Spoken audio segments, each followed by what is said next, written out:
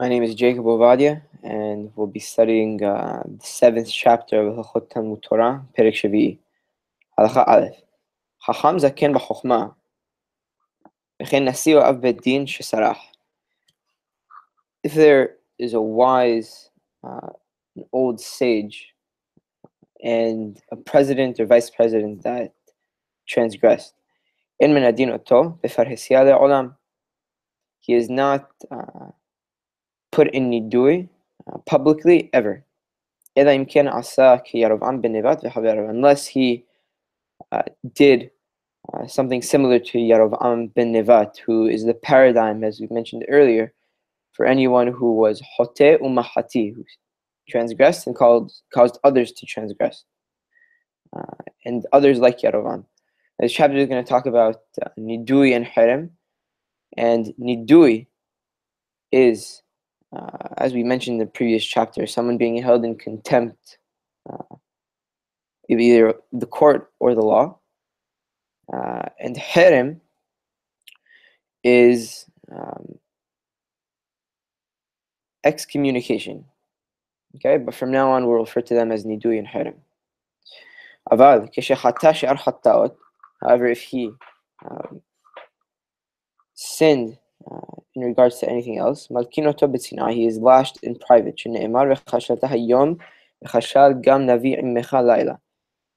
That the pasuk says, you shall stumble in the day, and your prophet shall stumble with you in the night. Even though he stumbled, cover it with the darkness of the night. We tell him to guard his honor and to return to his home. Likewise, any student of the sages that was liable for nidui, the court is prohibited to be quick to put him in nidui. Rather, the court should run from this, and they should evade it. That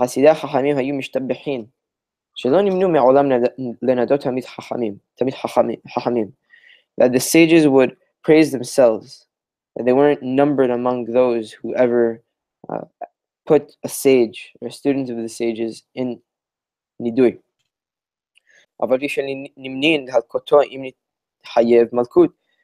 Even though they were appointed to give somebody malkut if a person was liable. Malkut is, as we mentioned again earlier, is lashes that an individual would be liable for if he transgressed something Mishne Tora. Even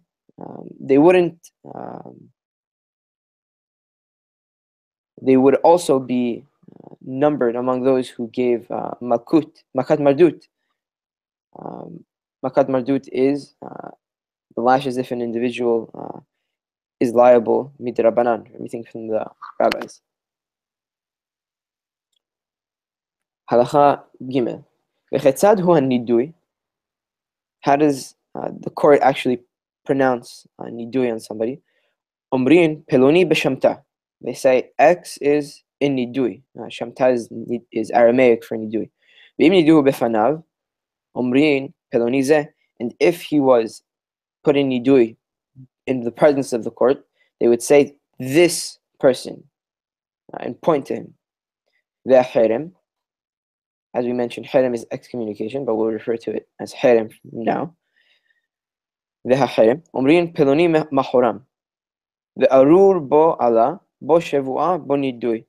And if they want to put an individual in harem, they say this individual X is in harem, or he is cursed, or may a curse be on him, or may the oath be on him, or may he be in nidui.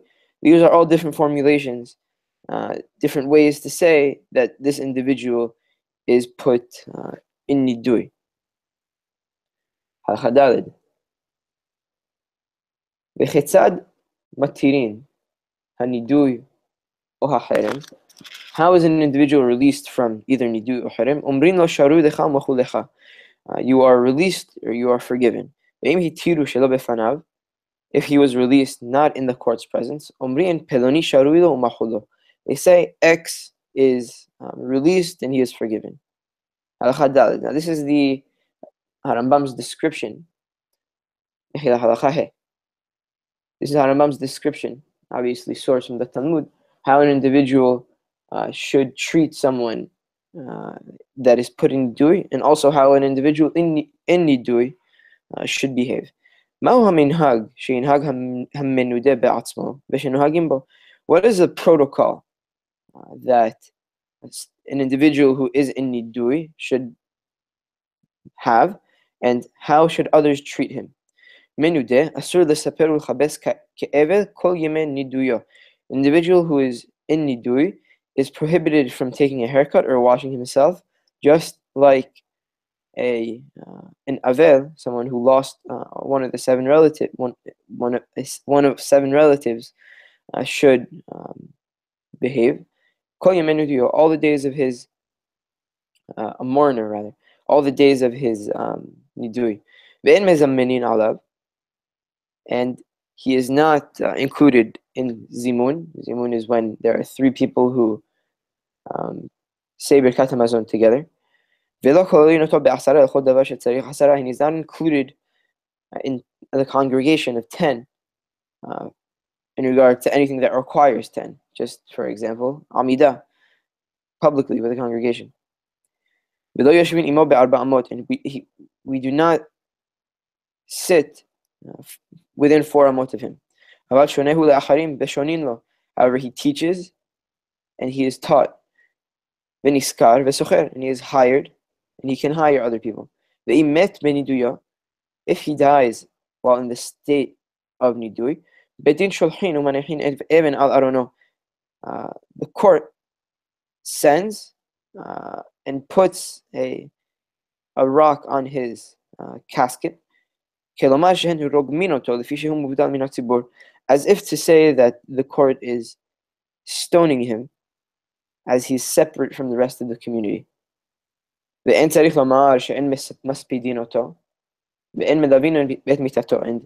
in addition, he is not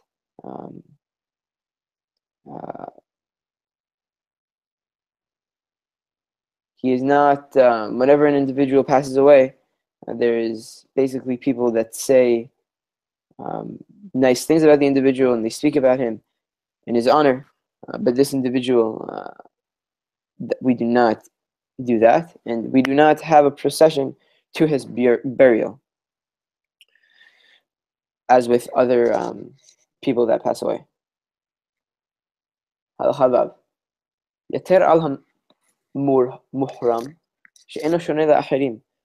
If someone who is put in hirim, his situation is a little bit worse than that individual who's in nidui. That he does not teach others, and he is not taught. However, he is allowed to teach himself, to recite himself, so that in order that he does not forget his Torah. He is not hired, and he is not allowed to hire someone else. And it is prohibited to do business with this individual. And an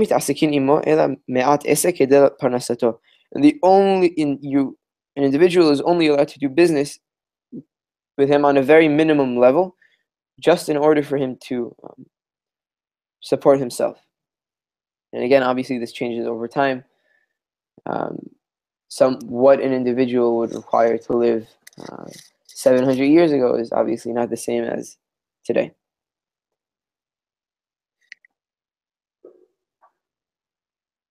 Halacha Zayin. If an individual sat in nidui for 30 days and did not ask to be released, he is put in nidui a second time. If he sat for 30 days, another 30 days, and did not ask to be released, he's put in to hirim. Okay, so again, the protocol is that first a person is put in nidui for 30 days, then he's put again in nidui for 30 days, obviously, if he doesn't return and do teshuvah, and then he is put in hirim. Obviously, just the way Rambam writes his halakha is that an individual, we don't want to put people in hirim. We want people to be included in the Jewish society, and he should go and ask immediately to be released from this status. How many people do we require in order for someone to be released from nidui or harim? Bishlosha, 3. This is obviously the least amount, the lowest court in the Jewish judicial system. Bishlosha, afilu hedyotot, even regular people have the ability to release someone from nidui. Note how, so to speak, easy it is for someone to be released from nidui. You just need a court of 3 people. Even someone that is fluent in the laws can release someone from nidui by himself. And even a student can release someone from nidui or haram, even in the place of his teacher. Again, note how easy it is to be released from nidui. Again, we don't want people in nidui, and hence the procedure for releasing someone is really not something difficult. Halakha tet. If you have a court of 3 individuals that put someone nidui and left, and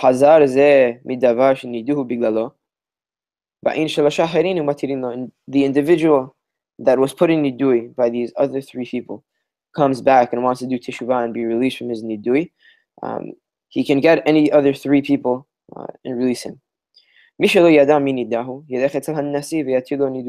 If a person doesn't know who put him in nidui, he can go to the president of the Supreme Court, and the president of the Supreme Court would release him. Nidui al tenai, halacha yod. Nidui al tenai.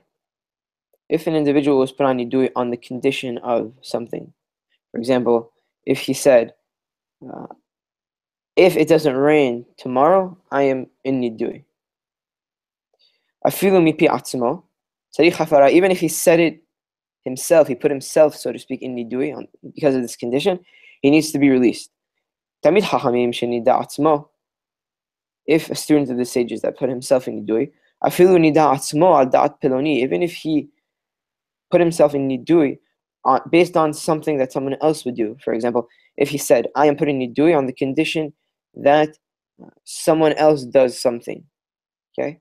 Afilu al davar shehayav nidui, even on something that he would be hayav nidui to do, the student of the sage is allowed to release himself from nidui.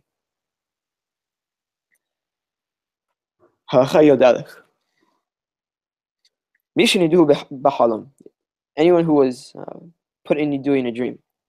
Even if he knew who put him in nidui, in order for this individual to be released from nidui, he needs 10 people who know the laws to release him. If he didn't find 10 people, he goes and toils for 4 kilometers to try and find 10 people. If he wasn't able to find, he is released by 10 people that are fluent in Mishnayot. If he couldn't find 10 people who are fluent in Mishnayot, he is released with 10 people that know how to recite or read the Torah, obviously with ta'amim. If he couldn't find 10 people who know how to read Torah, he is released by 10 people even that don't need to know how to read Torah. If he couldn't find 10 people at all, even he is released with 3 people. Something to note, dreams, even according to modern psychology, are an insight, so to speak, into a person's subconscious. So it's a sign, if someone is put in nidui, it's a sign that he's doing something wrong and should change his ways and should really um, introspect. And but again, obviously you see the progression here. It's not so difficult to be released from nidui if someone had a dream that he was put in nidui.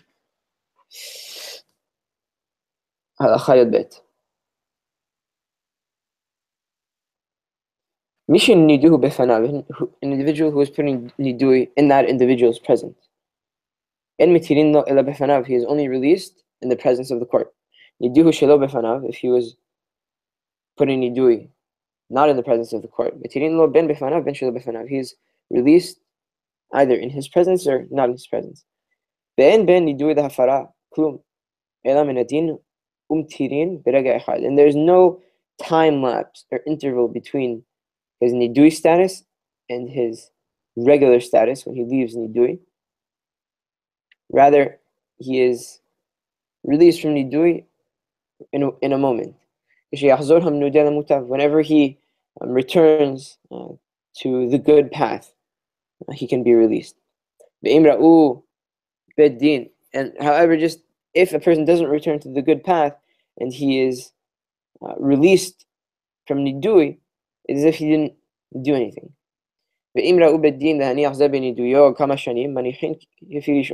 If the court saw fit to put someone in nidui for a few years, they leave him in nidui, in the status. If the court saw fit to put it in hirim, to start right away with hirim on this individual and skip the 2 months of nidui, they have the ability to do so. And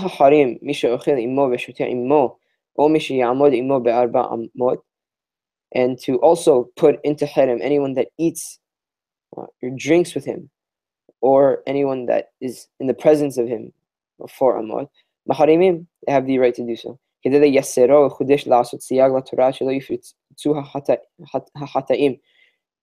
allowed to, they have the ability to do so, in order to punish and in order to put a fence around the Torah, in order that transgressors won't jump over the gate or break the law, break the rule, break the Torah law. So Hamim have the ability to protect the law by putting someone in hirim right away, and to put those who associate with him in hirim as well. Just because a sage reserves the right to put someone in nidui for his honor, it is not praiseworthy at all for a sage to accustom himself to do this. He should conceal his ears from the words of the uneducated people. And you shouldn't pay attention to them. As Shlomo in his wisdom said, also to all the things that they say, do not pay attention to it. Again, as we mentioned in Hilkhot, a Talmid Chacham is someone who should get along with the people, who should be friendly with them, and not try not to resort to nidui or hirim unless he does truly see fit to do so. And we trust the Chachamim with their judgment to put someone in nidui. But again, it's not praiseworthy for any sage to accustom himself to doing so. Halakha tetvav. And this was the path or the way of the early sages, the early pious ones. And again, as we mentioned before, a hasid is someone that is pious in his actions in regards to adam lehavero, to other people, as we mentioned before. And it's going to be demonstrated in this halakha. This is the path and way of the early pious ones. They hear someone who curses them, or they're not someone who curses them. They hear someone disgracing them, and they do not answer or respond. More than this, they even forgive someone who cursed them, and they forgive them, and they don't hold the grudge, and um, they forgive anyone who cursed them. And the great sages would be praised in their actions, in their beautiful actions, when they would say the following: that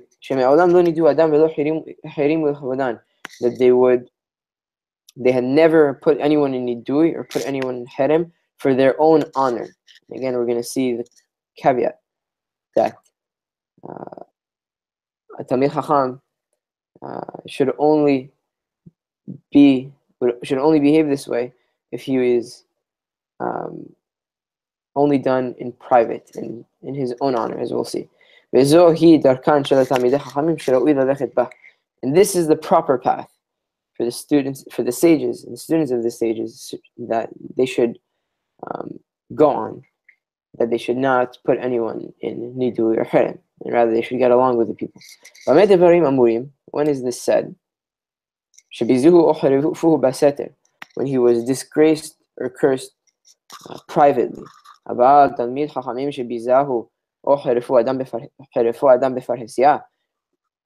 a student of the sages that was disgraced or cursed by someone publicly, he is forbidden to forego his honor. And if he did forego his honor, he is punished.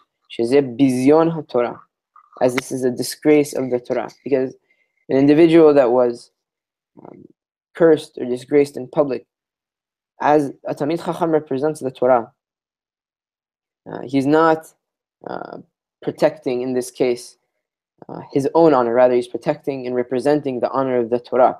So if anyone curses if someone curses a Talmid Chacham in public, it's as if he's cursing the Torah, and people see and say, wow, this person who represents the Torah didn't stand up for himself and didn't care about the fact that he was cursed in public. Rather, Talmid Chacham must put someone, he's not allowed to forego, again, his honor. And note that Harambam doesn't say that he should straight away put this individual in nidui. Rather, he should not forego his honor, however that Chacham sees fit. Ella, again, in this case of public humiliation, nokem venoter harbe kan nahash. He should avenge and hold in his heart what this event or whatever happened as a snake. Until that individual asks forgiveness from the Chacham, he should forgive them. Just a small note, the Yerushalmi in Masechet Pe'ah talks about the snake and describes the snake that it bites, but it doesn't benefit from the bite at all.